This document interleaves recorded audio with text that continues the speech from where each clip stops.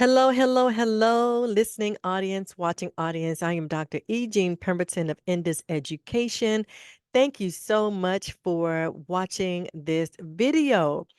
Of course, before I get started, I want to remind you to do me a huge, huge favor. Please make sure that you like this video. Make sure that you share this video with someone who you know will benefit from the information that I plan to share. And then please do me a huge favor and subscribe. You see that big red subscription or subscribe notification on the screen. Please make sure that you subscribe to my YouTube channel so that you can receive notifications of videos that I plan to continue to provide for you, especially if you are scholars in the world of academia. That's right. So, and also I want to say welcome if you're listening via whether it's YouTube, Spotify, Facebook, or any of the platforms that are out there. Thank you again so much for connecting and watching. Well, I have been working on a series for the finish line. I am doing a series where I'm responding and sharing with best practices that worked for me in regards to working on my master's program as well as my doctoral program. And then, of course, if you are watching this video, you are perhaps watching this video where I'm also supporting and participating and moderating a podcast where it's titled The Finish Line Roundtable. And this is a discussion with other colleagues of mine who have earned their doctoral degrees, as well as I'm going to be putting a roundtable discussion with colleagues who are in doctoral programs and just sharing their journeys and their experiences as well. So just so very much committed to education, so committed to academia. And I just thank you all for supporting this commitment. For more information about all of the things, all things that I'm doing, Jean Pemberton, just go to my website, which is on the screen. It is endaseducation.com. That's endaseducation.com.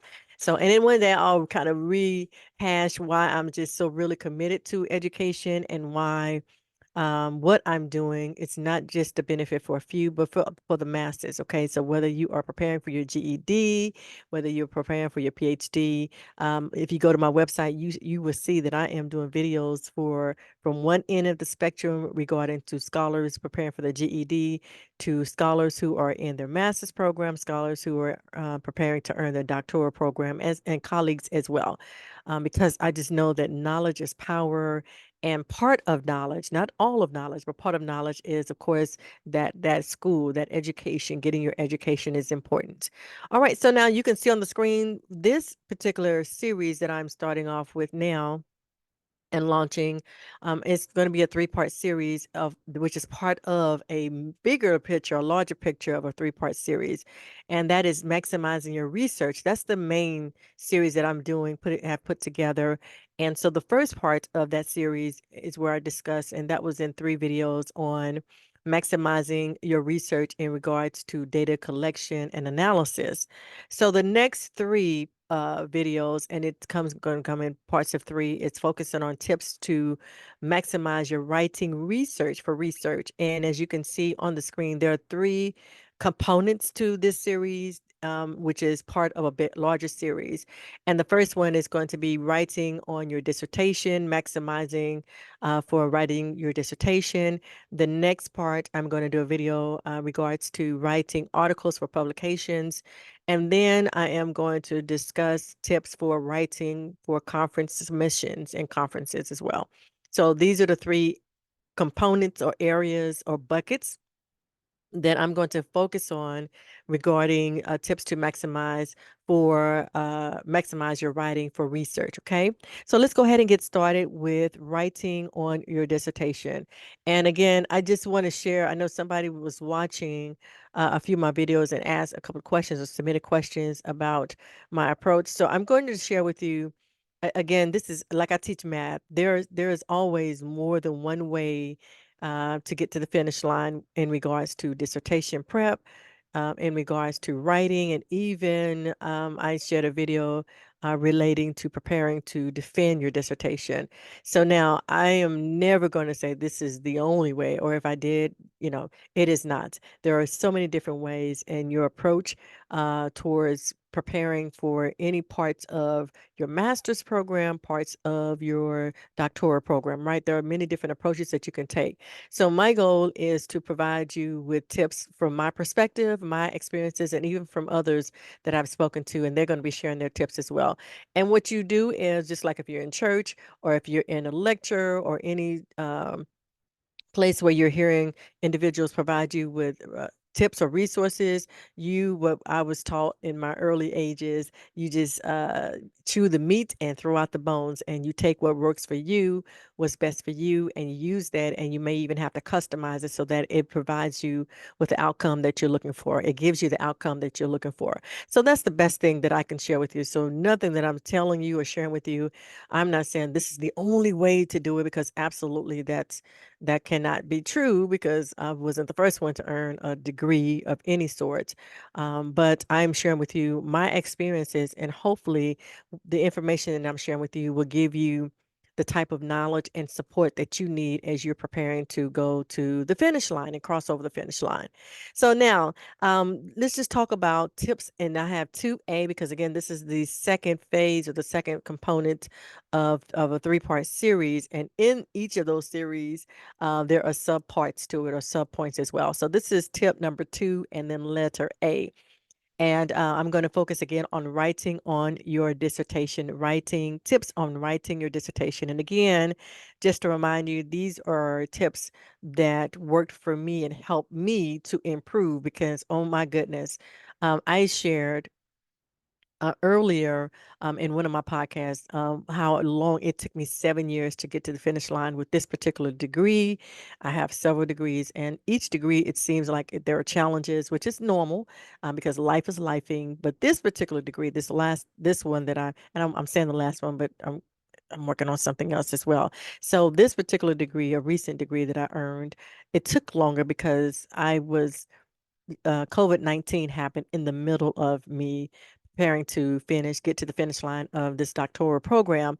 And so I had a lot of personal challenges, professional challenges, just because of COVID, and just life was lifing, right? And so I had to pivot and make some adjustments in order to get to the finish line with my doctoral degree that I earned from Southern Methodist University. So I'm providing you with some of those things, tips, as well as some tips from previous degrees that I worked towards and finished as well. And so just a combination of those things. So I have, and I did not come up with the saying, but this is something that I saw in my research of why great writing is crucial. So, great writing is crucial for a dissertation because it determines how effectively your ideas, research findings, and arguments are communicated. So, I am going to dive deeper into that in my next slide, but I'm going to talk to you, share with you my 5 focus areas as it relates to writing on your dissertation, tips for writing on your dissertation.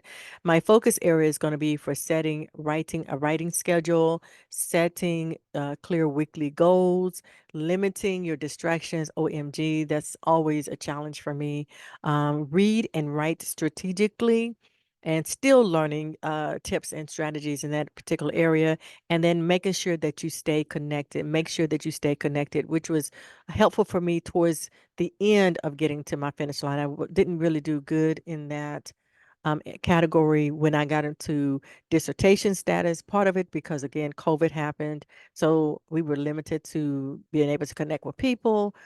And so it was just a lot of different things going on. But towards the end, I would say the last year, I saw the significance of getting more connected so that I can feel motivated with getting to the finish line. And that was really helpful for me as well.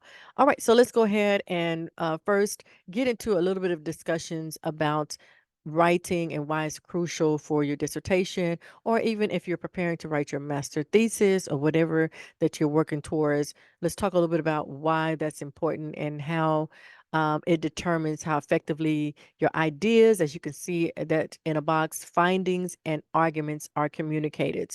So, for me, writing, and for many people, it can always be a challenge. And one of the things that I even share with my GED students, my scholars who are preparing to earn their GED, one of the exams that they have to take in order to successfully pass and earn their GED is a language arts.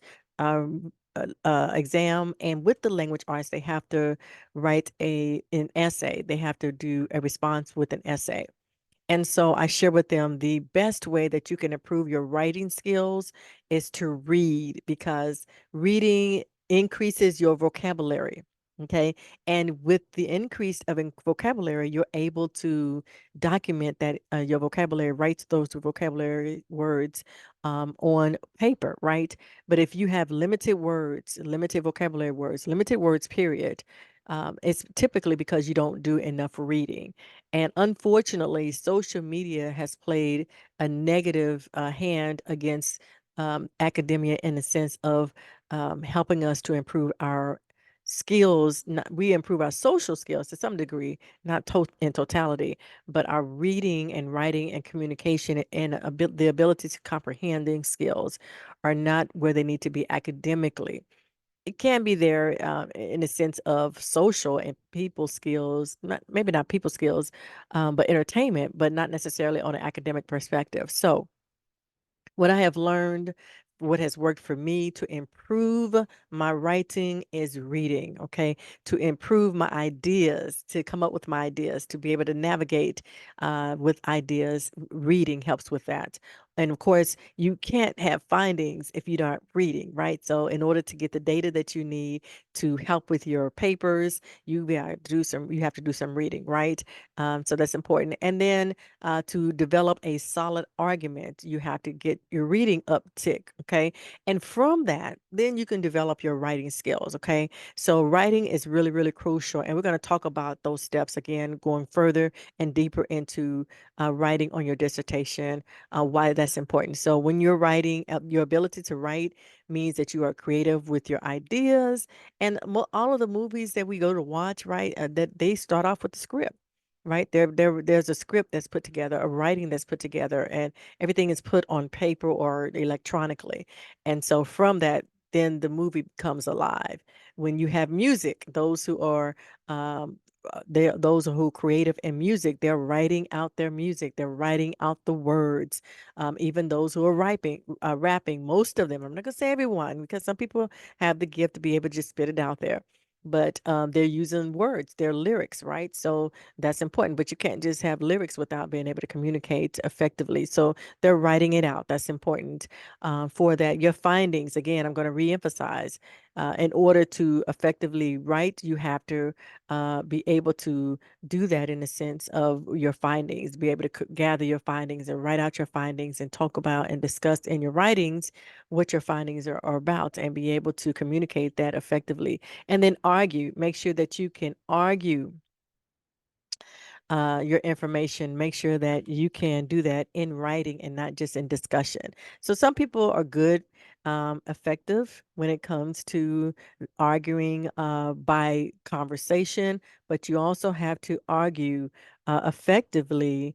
Uh, you have to argue effectively in your writing as well. All right. So now let me go ahead and go to the next. I just needed to check on something right quick. My next slide. Let's talk about the first tip. The first tip in effectively writing for your dissertation, my first tip is set writing schedule.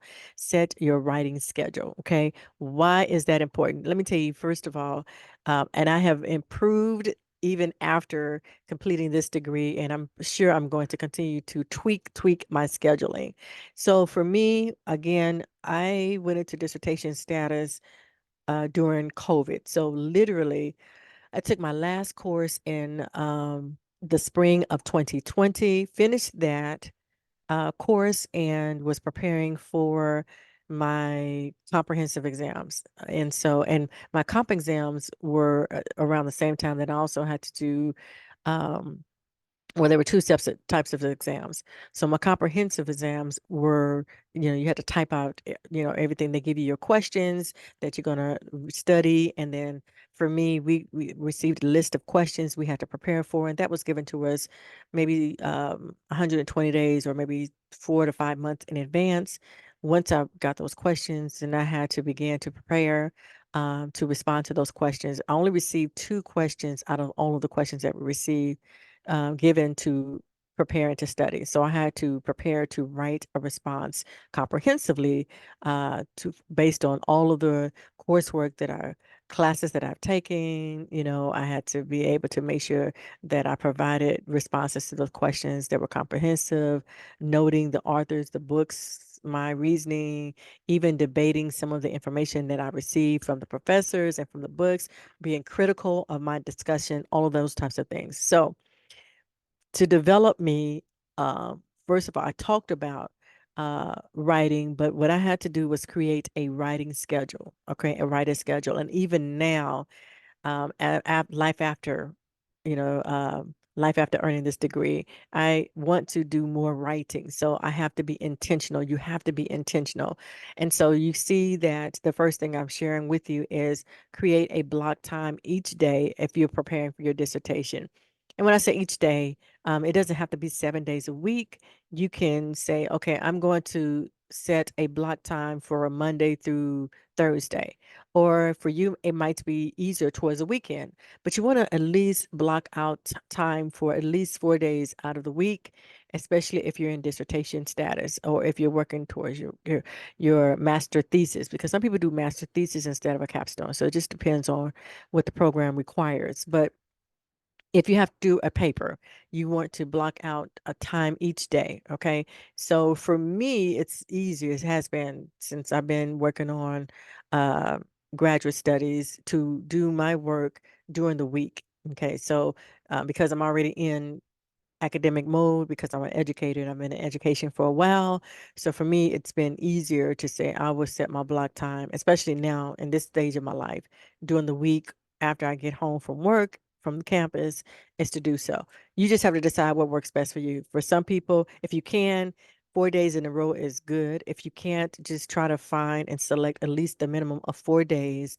And you want to try to block out at least 4 hours if possible, especially if you're doing a dissertation. Okay, if you're preparing for a dissertation, try to get to that point of 4 hours. That's low. Okay, that's really low because again, remember, dissertation takes a lot of time and investment in your time. So, but either way, 2 hours, that's really, really low. So I would say if you can find 4 hours out of 4 days a week where you can block that off, okay, if that's possible. Be realistic with setting your writing schedule. Again, know your schedule. You are going to have to give up some fun.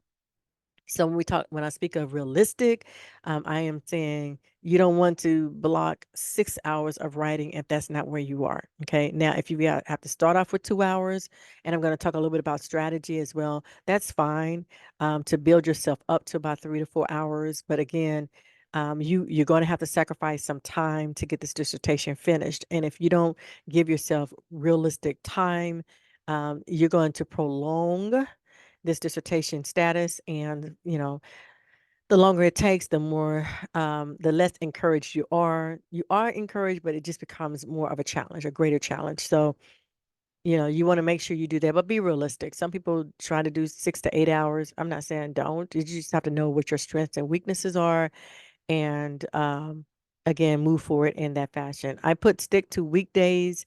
I have number four. I meant to put other. Number four is just what works best for you. Okay.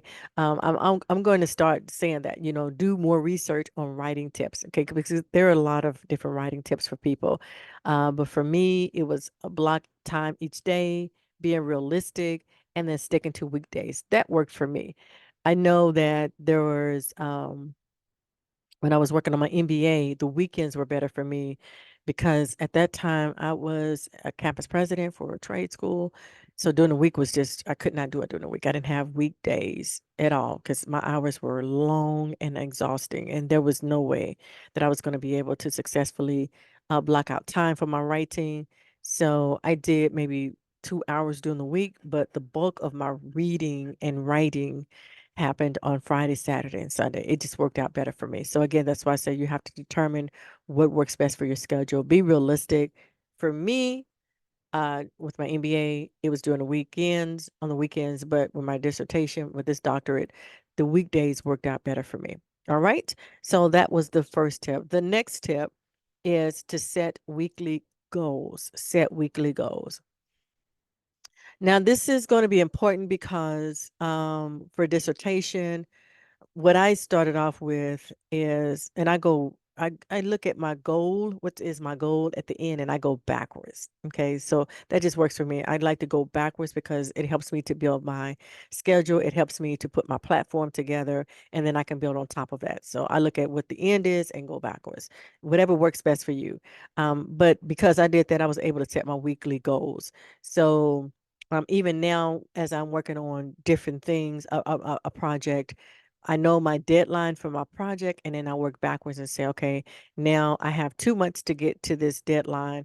So now with 2 months, I have 4 weeks in each month. So at the end of the week, I need to be at this point so that I can graduate to the next week being successful. So that's how I had to work on me as far as setting my weekly goals. So the same thing it is with you, and you can see number one is break your dissertation into small manageable tasks. That's what I mean by that is small manageable tasks. So for me, when I worked on my dissertation, I started off with 5 chapters. And so I was being realistic as relates to where I was with those chapters. Okay. So I created 5 buckets and I determined, okay, these are the months that I'm going to focus on this chapter. And then this is what I'm going to focus on to get this chapter together. And for me, it was a succinct, like I've heard people say, I did chapter 1. After that, I went to chapter 2. After that, chapter 3, chapter 4, chapter 5. It wasn't as clear for me with chapters 1, 2, 3, 4, and 5. I did want to get to a certain point for each chapter, but I didn't work in that type of numerical phase. And I was my dissertation chair and my committee members allowed me the flexibility to be able to navigate it the way it worked best for me. So it just really depends on what works best for you. But again, however, so break it into smaller, manageable tasks, and don't try to be in a more perfected state. Just build upon it. You know what I'm saying? So that's how I worked out. So anyway, hopefully that made sense and I didn't ramble too much. But again, break your dissertation into small, manageable tasks. So for me, I decided, okay, for each chapter, this is what I wanted to put into each chapter. And this is the month that I'm going to focus on. So chapter 1, I'm focusing on this. For chapter 1, I'm focusing on this for in this month, and chapter 2 in this month, and chapter 3 in this month, because you're going to be revising your chapters. You should be as you begin to develop your information, as you begin to look at your data and navigate with your lit review and all those that information. Some things are going to get revised anyhow before you get to the finished product. But again, break it into smaller, manageable tasks. And if you're not sure about how to do that, you can always speak to your dissertation chair, your committee members, your department chair. I spoke with some of my friends, and we talked about processes of managing and developing their dissertation. They also not only had their advisors, but they talked to other colleagues as well. So you can talk to different people and listen to best practices of what works best for you. Again, don't talk to too many people and then just be all over the place. Because at the end of the day, you have to make sure your approach works best for you. It works best for you. All right. The second thing is define what done looks like. So, uh, finish literature review section or revise methodology chapter. So, what done looks like is can be complicated, right? I did not start my first phase of dissertation with a done mindset.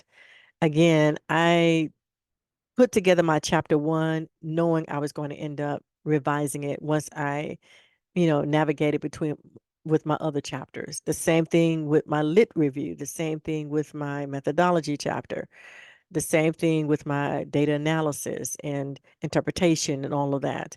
So again, you need to define what done looks like. Also, an example given, define what revisions look like, right? And I outlined each chapter, not all at once, but as I began to work in those chapters, I started outlining and putting together outline for each chapter, which was helpful for me. So as I began to move in each chapter, and sometimes when I went to one chapter, I had to go back and revise another.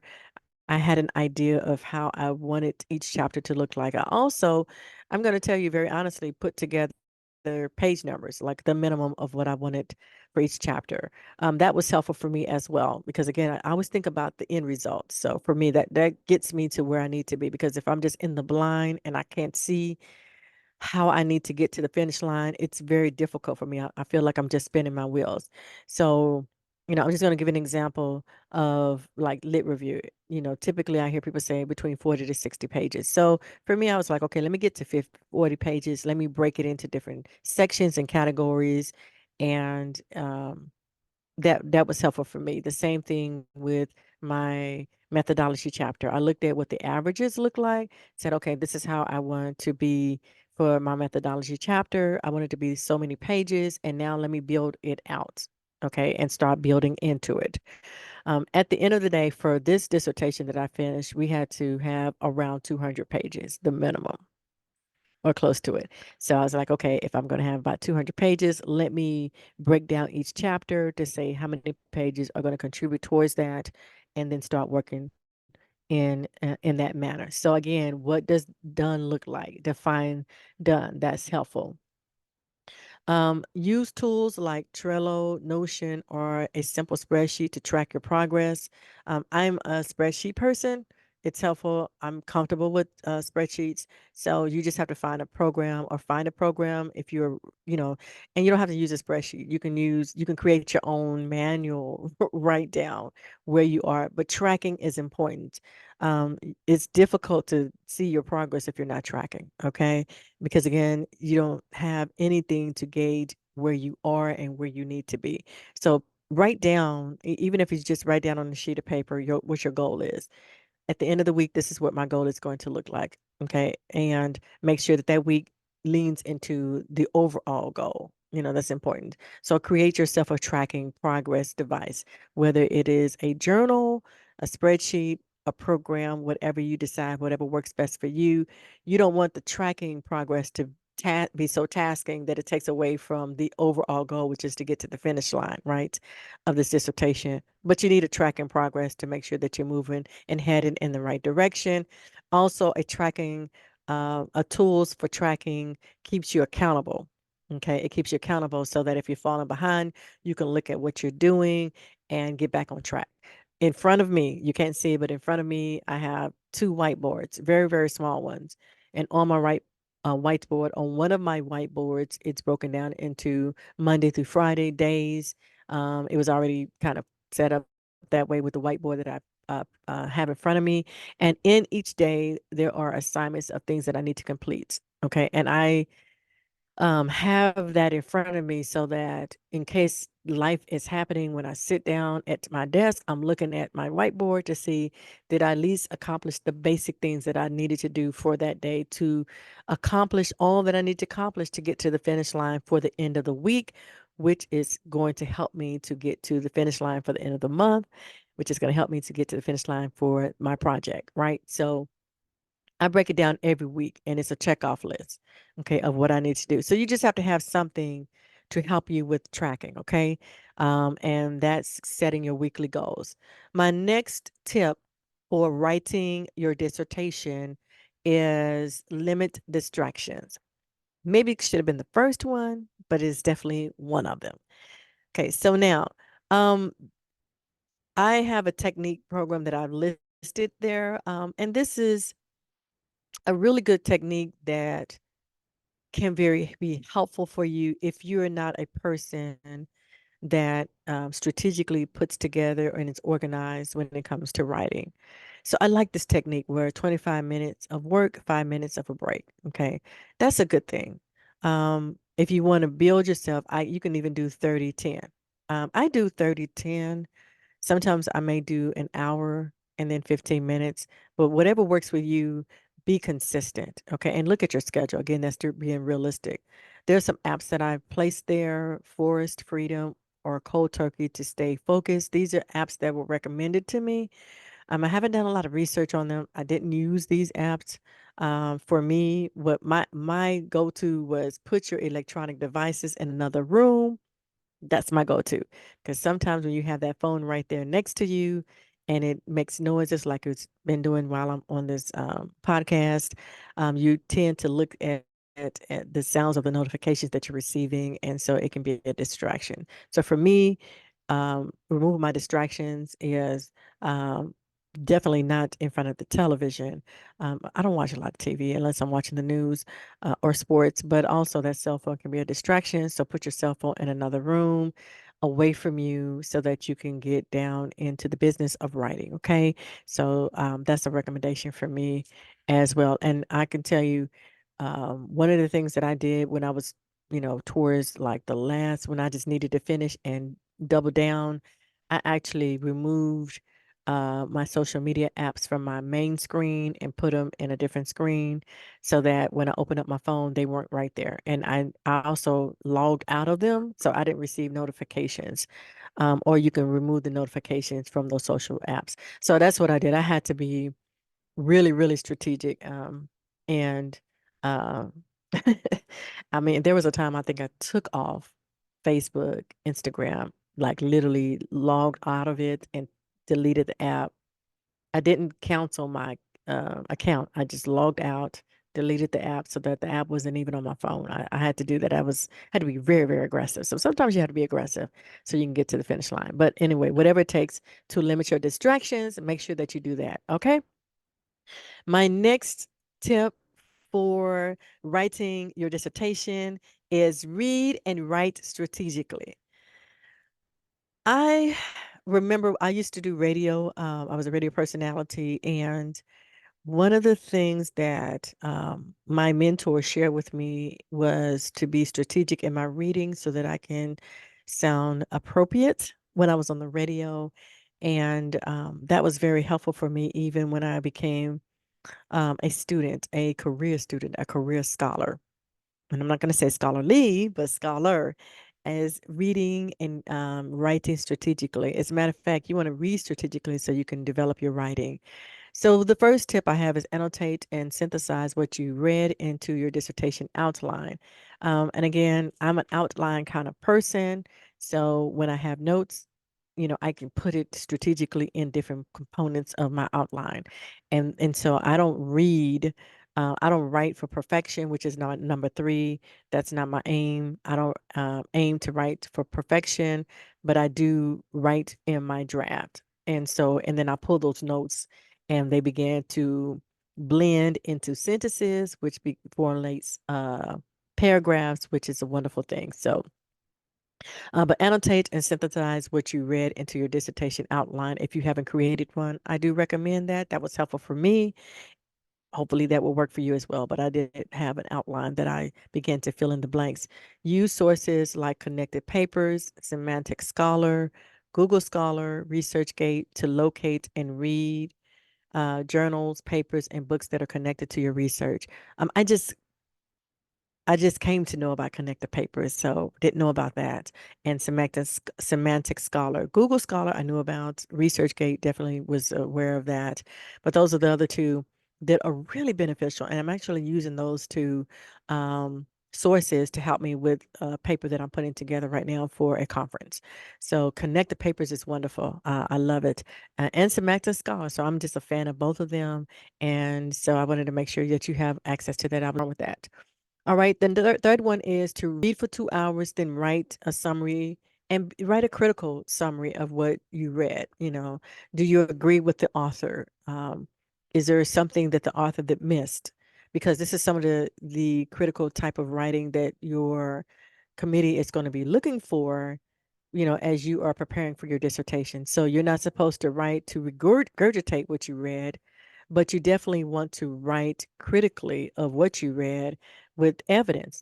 Did what you read provide supportive evidence? I just recently received an email or a text message on something that was sent to me, and asked for my support. So I started asking critical questions like, how does this person become the authority of this discussion, and to earn my support? And they provided me with their argument, and I responded back with my response.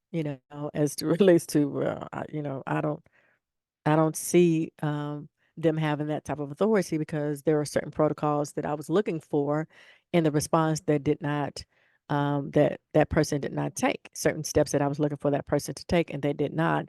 And so it did not justify, in my opinion, to be able to support their writings of what they had because, and I did not disagree with um, the actual writings itself because it was really thought out, it was really well prepared, but the methods of how they came to the conclusion of their information was not clear to me. And when I asked about their methods, um, it's still their methods did not support the information that they provided to me. So I said, let me do my own investigation, let me do my own research, and then I will follow back up with them to determine if this is the approach that I want to take. So again, you want to be a critical thinker, you want to be a critical responder. And so that's why reading is very important.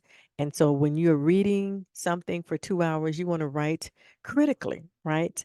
As relates to what you read to determine if what the author, because the authors are fallible people as well, I am, have, did they provide you with the type of evidence that will support their thought patterns, So again, read to write in ratio of 2 hours to 1 hour. Okay, 2 hours of reading, 1 hour of writing. And again, don't aim to perfect your writing during your draft stage. You're just writing to put things out there in a sense that's relevant to your research, but you're not trying to be perfected in your writing. There will become a time when you need to do that, but this is again just developing your writing and helping you to be strategic as you're preparing for your dissertation.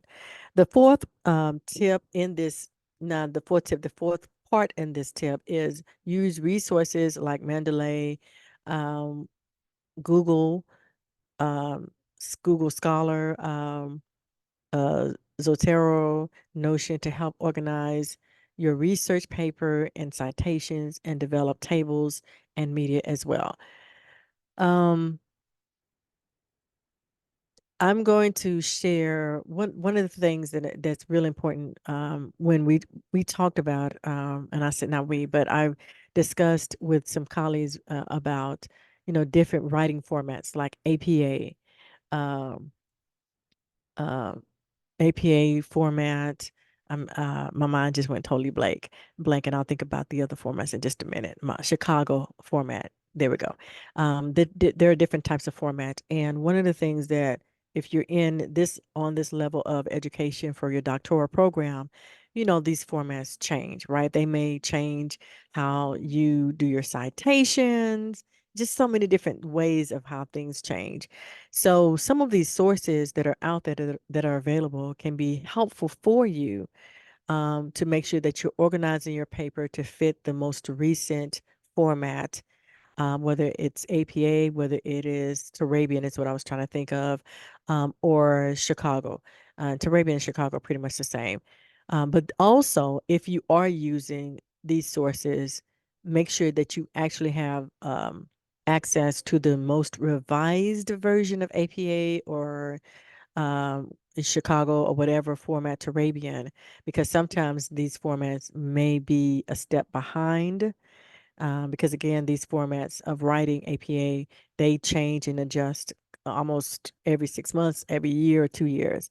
So you just want to make sure that the programs that you're using are lockstep with the format, and if not, it is still your responsibility to make sure that your format is up to date during the time of finalization and publication. Okay, so as you're using these sources, I just wanted to put that out there. Just make sure that you are still knowledgeable and knowing, what the most up-to-date revised version is for this type of styling that you're writing your paper, typing your paper. And I say write, but typing your paper as well, whether it's APA or Turabian. All right, so the last thing and the last tip that I'm going to provide to you for maximizing your dissertation writing for your research is staying connected. Now, my degree at SMU, I was with a cohort. So we were connected during our coursework time, which was wonderful. Perfect. I loved it. Was able to synergize, work with colleagues, and we were heading in the right direction at the same time, heading in one direction at the same time. I also had a cohort experience with my MBA, and from that experience is why I jumped into this particular doctor program. The other programs were not cohort; they were independent, were individual, so individualized programs. But I do like cohorts to some degree, and so I loved it. But when I got into dissertation, which was no longer part of the cohort because again we're independent, we're working now with our chair, our committee members, so it's different. So that is where it can be very lonely and complicated. So I'm going to encourage you to join online or in-person writing groups for accountability. This is important. I also have as a recommendation to use your university's librarian. I am a fan of librarians, okay? I probably say this often in a lot of my videos. Use your librarian. Your librarian has a wealth of knowledge when it comes to research, access to information. Use your librarian, okay? Find out who your librarian is at your university. Use your librarian. Now, I know librarians, sometimes they call them resource centers now, maybe different, especially if you are using, you're earning your degree through an online program or a distance program. So, that may be different, but your local librarian may be very, very helpful, or go to a university and speak to librarians that are there if you have access to universities that are in your city. If you don't, then I understand that might be different. But just try to connect to librarians. They're very, very helpful and useful. Okay. So when I say stay connected, also participate in dissertation or writing workshops or boot camps. If your university offers it, take advantage of it. Okay. Especially if it's free. Free is your friend. Please don't think, I got this, I don't need help. It gives a type of synergy that's important. Plus, you can be exposed to resources and sources that are out there that you may not be aware of. So, just like I shared with you, I was in dialogue with other colleagues recently and was exposed to sources and um, groups that I wasn't aware of and immediately connected to it. Just so beneficial. So, just don't be out there on a limb on your own.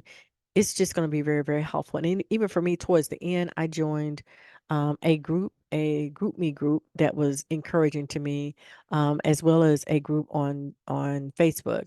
And they would ask questions and make statements and talk about different things that I was experiencing. And I saw responses to those, and that was helpful for me to navigate and again connect and look up some things that was helpful for me to get closer to the finish line. So just make sure that you join that. So I put join social media groups, participate in dissertation or writing workshops or boot camps. Use your university's librarian. Join online or in-person writing groups for accountability. Also, they can help you with your thought process, your thought patterns, and provide you with best practices from their perspectives as well. All right, so now let's wrap it up and summarize it.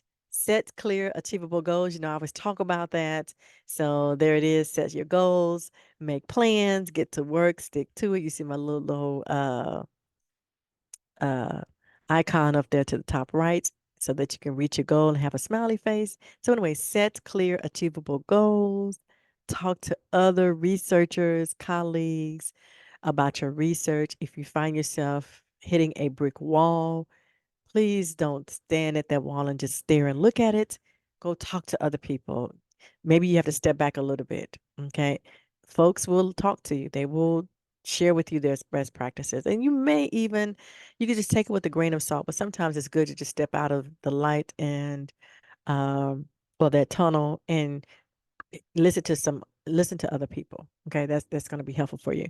Schedule regular writing sessions. Don't forget about that. That's important. Don't forget about setting regular writing sessions, and then use tools to stay organized. I talked about tools. I have whiteboards. I'm old school, so writing things out is important to me. I have one whiteboard that I typed everything, but it's taped on my whiteboard of goals that I want to obtain within the next 2 to 3 months. And then the other board is those goals are broken down into weeks and days. Yes, very tedious. But for me, it helps so that I'm not just rambling in my world. I'm just not navigating aimlessly, right? But I'm focused on getting the job done. And it is helpful for me because I am a teacher. I do have family. So I'm going to make sure that as I am balancing my world or uh, doing the best that I can, that accomplishing things that are going to help me to get to the finish line, right? Accomplishing tasks, not things, but tasks that's going to help me to get to the finish line. So use those tools to stay connected. All right. For more information, and I've got to upload a lot of this information to my website, which is endaseducation.com. That's my website. You can also contact me, reach me via email by going to that website. We are having, I did share upcoming, we are having a roundtable discussion that's going to be launched and posted this summer in July. So I'm actually recording this in June. So with three wonderful gentlemen that are going to join me and talk about share their experiences and their journey. Um, per- you know, as it relates to earning their doctoral program, but I also have some my sisters that I'm going to be talking and plugging into. So, doing the best that I can and offering you what we can so that you can be encouraged as you are preparing to go to the finish line. All right. So now that is my little summarization, best tips from my perspective on writing your dissertation. My two videos that I'm going to be posting really soon is writing articles for publications. Listen, I am a pusher for this. I am a strong advocate and a pusher, and I'm going to talk to you about why that's so very, very important in that video. And then I'm also going to talk about writing for conference submissions. You should be participating in conferences as a current student, and if you're a postdoc, okay, or postmasters, whatever that world is. You're doing too much work to not use this as a pivoting moment to take your professional life to the next level. Okay, and you're working too hard to not get to this point. So even for me, have to do a better job, and that's my focus, is to get my life together so that I'm writing more articles and publishing them, as well as speaking at more conferences. And guess what? I am taking you with me. I don't want to be out here in this world by myself, and you're not along with me, because this world is big enough for all of us to get our papers published and to participate in conferences. All right. So, again, please do me a favor, like this video. Please share this video with someone who you know will benefit from this video. And then please do me a huge favor and subscribe to my YouTube channel so that you can receive notifications. So you can receive notifications in regards to videos that I am going to drop. Thank you so much for your attentiveness. Thank you so much for loving and sharing this video and for watching this video. And I'm just going to end it with this: happy researching and happy writing.